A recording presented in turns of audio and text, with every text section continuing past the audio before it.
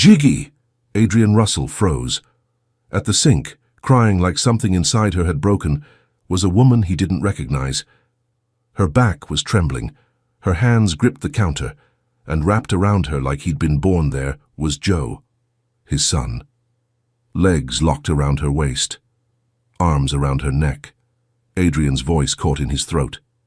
The teddy bear he'd brought from Manhattan slipped from his hand and hit the tile.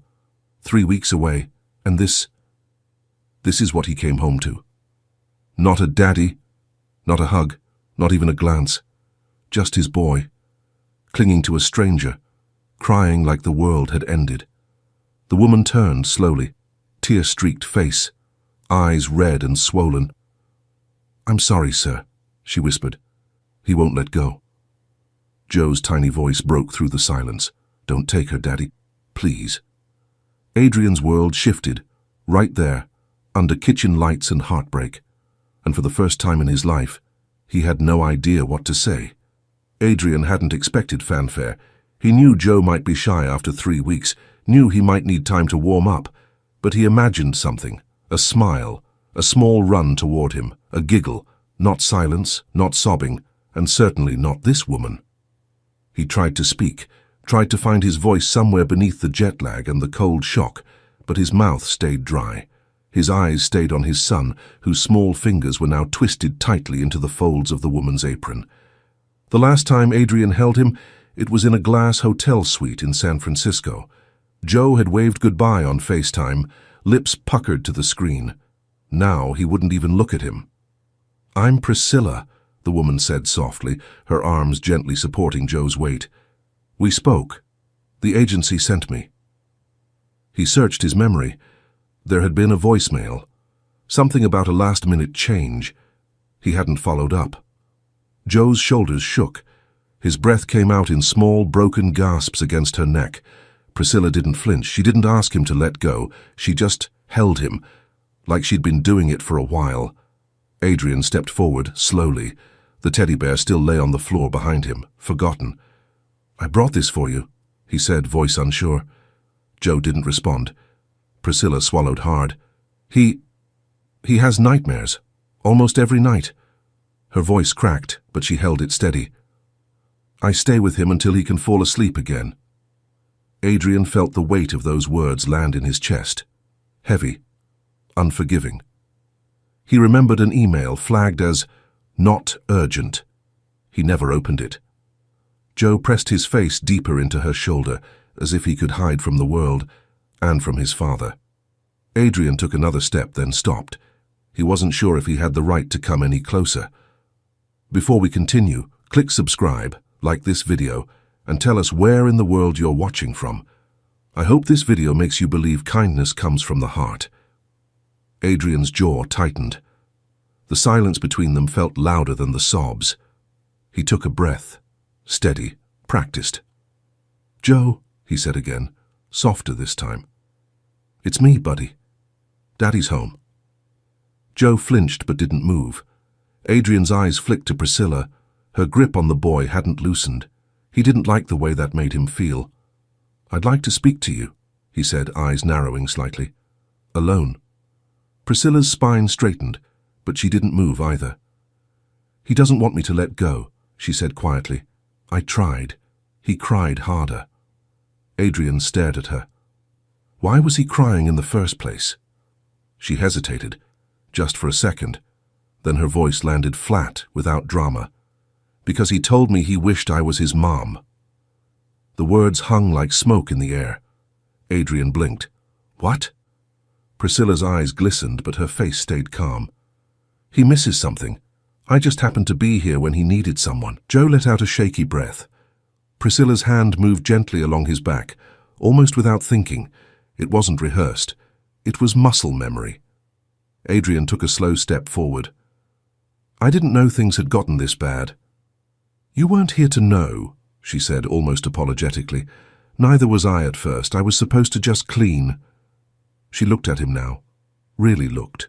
No fear. Just honesty. "But then I heard him crying through the walls. First night. Then the next. And the next. Eventually," she glanced down at Joe. I couldn't pretend it wasn't happening. Adrian's stomach churned. Guilt crept in, quiet and sharp. Joe finally lifted his head, just slightly. His cheeks were blotchy, his lashes wet. He looked at Adrian with the kind of fear only a child can carry. The kind that says, "You left me. Will you leave again?" Adrian stepped back. He couldn't answer that yet. Adrian leaned against the counter, one hand gripping the edge like it might anchor him. Priscilla's eyes followed his movement, not accusing, just waiting. "He has nightmares?" Adrian asked, quieter now. She nodded. "Almost every night. He wakes up calling for someone. Anyone." Her voice cracked, but she pushed through. "I tried to just leave the light on at first. I thought maybe he'd settle, but—" She looked down at the boy in her arms. "He didn't." Adrian's throat tightened. "He tells me stories," she went on. "Little pieces of you, your office, your plane, the teddy bear, how you said you'd be back soon." She let the silence breathe before finishing. "But then he asks why soon takes so long." Adrian swallowed hard. The room suddenly felt smaller, like the air had thickened. "I didn't know the nanny quit," he murmured. "You missed the agency's follow-up," she replied gently. "They said you were too busy to speak." He didn't argue, couldn't. Priscilla adjusted Joe slightly, her hand never leaving his back. "I didn't try to replace anyone," she said. "I just stayed. When he cried, I stayed." Joe sniffled against her shoulder, still quiet, still watching his father from a safe distance. "He asked if I could sing to him, said his old nanny used to before she left. So I did. Just a lullaby my grandmother sang to me when I was small." Her tone stayed simple. She wasn't defending herself, just laying truth bare. Adrian looked at his son, his boy, who once couldn't fall asleep without a bedtime call from him. Now he found peace in a stranger's voice. That stranger was no longer a stranger, not to Joe. Adrian opened his mouth but said nothing. What was there to say? Joe reached up, pulling Priscilla's arm tighter around his small frame. His eyes never left Adrian's, and in that long, aching gaze, Adrian saw it. The question behind the quiet, "Where were you when I needed you?" Adrian stepped out of the kitchen, not out of anger, not to avoid them. He just needed space to breathe. The hallway felt colder than he remembered, quiet, but not peaceful. It echoed now. He stopped beside the grand staircase, the one Joe used to race down in socks, laughing, calling for him. That laugh hadn't filled these walls in a while. Adrian leaned against the banister, loosening his tie like it might loosen the knot in his chest. 3 weeks, that's all it had been, but the gap between them felt like miles. He'd been in conference rooms, talking over lawyers and pitching CEOs on vision, in penthouses with skyline views, drinking to another closed deal. He told himself it was for Joe, that one day his son would understand. But Joe didn't want understanding. He wanted someone who showed up at bedtime, someone who noticed when the nightmares started, someone who stayed. Adrian rubbed a hand over his face. His skin felt unfamiliar, tight with regret. He thought money could buy him time, buy him grace, buy him out of mistakes. But Joe wasn't a client. He was an investment, a scared little boy who had cried loud enough for a stranger to hear him through the walls. And that stranger answered, not with permission, not with pay, just with presence. Adrian didn't know what hurt more, the fact that Joe found comfort in someone else, or the fact that Adrian had left him needing it. A faint sound from the kitchen pulled him back. A hiccup, a soft whisper. Joe's voice, still clinging. Adrian pushed off the banister. Whatever came next. He couldn't stand in the hallway anymore. Adrian stepped back into the kitchen. The room hadn't changed, but something in him had. Joe was still in Priscilla's arms, his face tucked tight against her collar.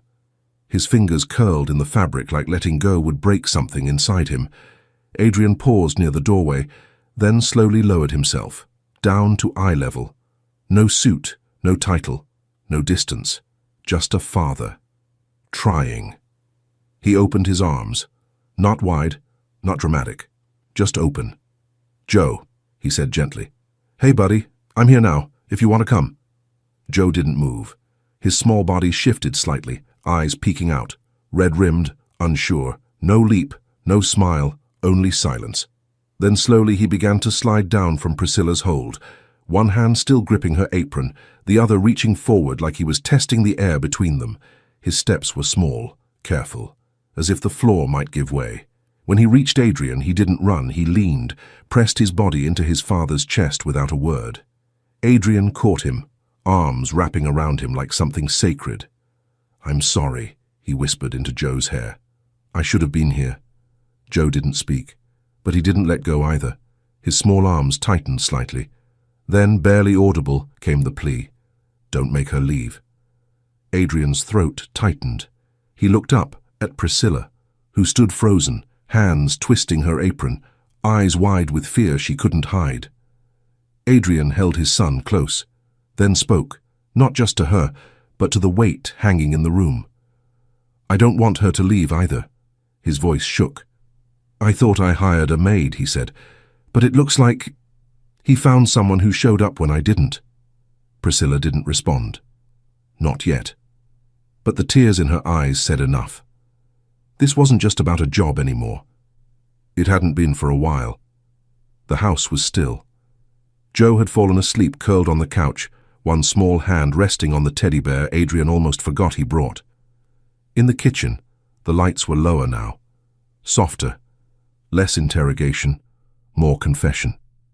Priscilla stood at the stove, quietly wiping down the surface, not rushing, not lingering, just moving. Adrian leaned against the doorway, watching her. His voice, when it came, was careful. "You didn't have to stay all those nights." She kept wiping, eyes on her hands. "I couldn't pretend he was fine, not when he wasn't." Adrian stepped in, not too close. "I should have known. About the nightmares. About all of it." Priscilla turned slightly, her expression unreadable. "I didn't expect to matter this much," she said, almost like she was admitting a mistake. "I didn't come here to be anything more than what I was hired for." Adrian nodded slowly. "I know." He paused, then added, "But you were here when it counted, and that means more than I can say." Her eyes flicked to his, just once, then back to the cloth in her hand. He took a breath. "If you ever want more, childcare courses, school, anything, just say the word, I'll support it." She froze, the cloth stilled between her fingers. "Why?" she asked softly. "Because you helped my son breathe again," he said. "And I didn't even notice he was suffocating." She blinked, swallowed. "I wasn't trying to take anyone's place." "I know," he said, "but you showed up like someone who could have." For a moment, neither of them moved. The only sound was the faint rhythm of Joe's breathing in the next room, steady now, like it hadn't been in weeks. Priscilla nodded slowly, her voice barely a whisper. "Thank you." Adrian nodded back. It wasn't forgiveness, not yet, but it was something. The next morning came slow. Grey light filtered through linen curtains. Rain tapped softly on the windows. Priscilla stood near the dining table, folding laundry with practiced calm. The kind of movement that asked for no attention but deserved it. Adrian poured coffee across the room, watching her. "Can I ask you something?" he said. She paused but didn't turn. "Of course." "When did it stop feeling like just a job?" The question landed quietly. She folded a small t-shirt, smoothing the fabric with her palm. "Probably the second night," she said. "He called out for someone. No name. Just a cry." She looked up. "I didn't plan to go in. I sat outside his door for almost an hour, thinking I should wait, that someone else would come." Adrian's stomach tightened. "No one did," she added. "So I did." He nodded slowly, walked over, leaned against the edge of the table. "This house doesn't make it easy to feel like you belong," he admitted. She gave a faint smile. "It wasn't built for warmth." He studied her. "I want to be clear about something," he said. "You don't work for me anymore." You work with me. With us. Priscilla looked at him then. Really looked. A mix of relief and doubt flickered in her eyes. I don't want to overstep, she said. I don't want him to get attached and then... She trailed off. The and then didn't need finishing. Adrian understood. You didn't force that bond, he said. You earned it, and I won't take it away from him. Priscilla folded the last shirt and set it down. She didn't smile, but her shoulders relaxed, just slightly. Neither of them said it out loud, but something had shifted. The title had changed. The line had blurred. And in that blur, something unexpected was starting to take root. The smell of burnt toast drifted through the hallway before the sound of the smoke alarm ever did. Adrian fumbled with the toaster, waving away the thin trail of smoke like it might erase the evidence. Joe sat at the counter, legs swinging, chin resting on one hand, watching. Amused. Priscilla walked in, towel in hand, eyes already knowing. I was trying, Adrian said, half defensive, half defeated. She took the bread from his hand, gently opened the trash can, and dropped it in without a word. Try the stove next time, she said softly. It listens better. Joe giggled. Adrian turned to him. Traitor. The boy grinned, mouth full of cereal. It was the first real smile Adrian had seen in weeks. No hesitation, no hiding. He didn't say anything. Just watched his son chew, the bowl between small hands, the teddy bear seated beside him like an honored guest. Priscilla cracked 2 eggs into a pan, her movements easy now, familiar. Adrian stepped aside, gave her space. He didn't know what this morning was exactly, but it felt right, or at least like a start. Joe reached for Adrian's hand with one of his own, and Priscilla's with the other. No words, just connection. They stood like that for a moment, silent, 3 hands tangled across a breakfast counter that had never felt this full. Outside, the rain had stopped. Inside, something else had begun. Adrian looked at his son, then at the woman he almost overlooked. I almost missed this, he whispered. Priscilla didn't answer. She just placed the eggs on a plate, slid them toward him and said, Don't burn these. A week had passed. No more midnight cries, no more calls through the walls, just the soft hum of a house learning how to breathe again. Adrian sat on the living room floor, legs crossed, Joe asleep against his chest, one hand on the boy's back, rising and falling with every steady breath. The TV played low in the background, some old cartoon neither of them had really been watching. They hadn't needed it. Across the room, Priscilla sat on the rug, flipping through a picture book. She wasn't reading out loud, just turning pages, quietly, like she didn't want to wake anyone. Or maybe like she didn't want the moment to end. Adrian looked at her. She met his gaze. No tension, no fear, only a calm understanding that hadn't been there before. He gently adjusted Joe, cradling the boy closer. He sleeps better now, he said. Priscilla nodded. He trusts the quiet again. Adrian rested his chin on his son's head. I took time off, he said, cleared the calendar. Her eyes widened slightly. For how long? I don't know yet, he answered, but long enough to matter. Silence settled. Not heavy, just full. Adrian looked around, at the couch still dented from a day of cartoons, the blanket Joe refused to let go of, the plate of half-eaten grapes Priscilla had cut up hours ago. This wasn't perfect, it wasn't polished, but for the first time, it felt like home. He reached out, slid the picture book closer to him. Joe stirred but didn't wake. You still want to take those classes? He asked. Priscilla hesitated. I might. You'll have whatever you need, he said, and not just because of Joe, but because people who show up should be seen. She blinked. Once. Then gave the smallest smile. I'm not going anywhere. Adrian nodded. Neither was he. Sometimes love doesn't arrive dressed the way you expect. Sometimes it shows up in an apron, in lullabies sung through cracked doors, in the hands that never pulled away. And if you're lucky, you learn to stay. If this story stirred something in you, a memory, a feeling, or even just a moment of stillness, don't leave quietly. At Elevated Heart Stories, we share real moments that move hearts and open eyes. So take a second to subscribe, like this video, and let us know where in the world you're watching from, because your voice might be the light someone else is waiting for. Until next time, stay kind, stay human, and keep your heart elevated. Your